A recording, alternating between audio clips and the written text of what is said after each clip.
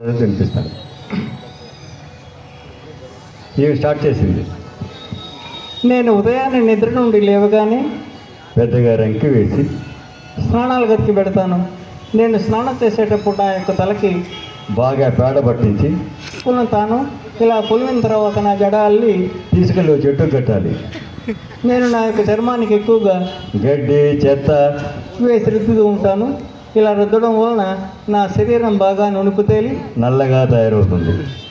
ముఖ్యంగా నా యొక్క తినే ఆహార పదార్థాల్లో కుడితి ఉలవలు తింటూ ఉంటాను. ఇలా తినడం వలన నా శరీరం లావు కాకుండా కడుపు వస్తుంది. ఈ విధంగా 2 సెషన్లు అర్థమైతే క్లాస్ కొట్టండి. ఎంటర్టైన్మెంట్ తమాషా ఇట్లాంటివి కూడా మనం సాంప్రదాయమైనటువంటి చేయాలి.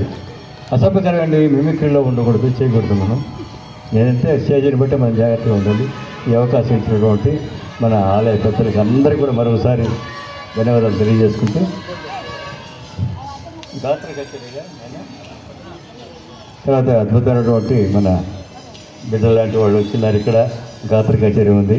అందరూ ఒకసారి గట్టిగా క్లాప్స్ కొట్టి వీళ్ళ ప్రారంభాన్ని చూస్తూ మీరు అందరూ కూడా వీళ్ళని మీ యొక్క ఆడించి అక్షంతలు వీళ్ళారు కాబట్టి చప్పట్లతోటి ఆశీర్వదిస్తూ మీరు దానికి కూడా ప్రోత్సహించవలసిందిగా మరీ కోరుతూ తిరులోపాలంటే క్షమించవలసిందిగా కోరుతూ సెలవు తీసుకున్నాను. మీ రామచంద్ర.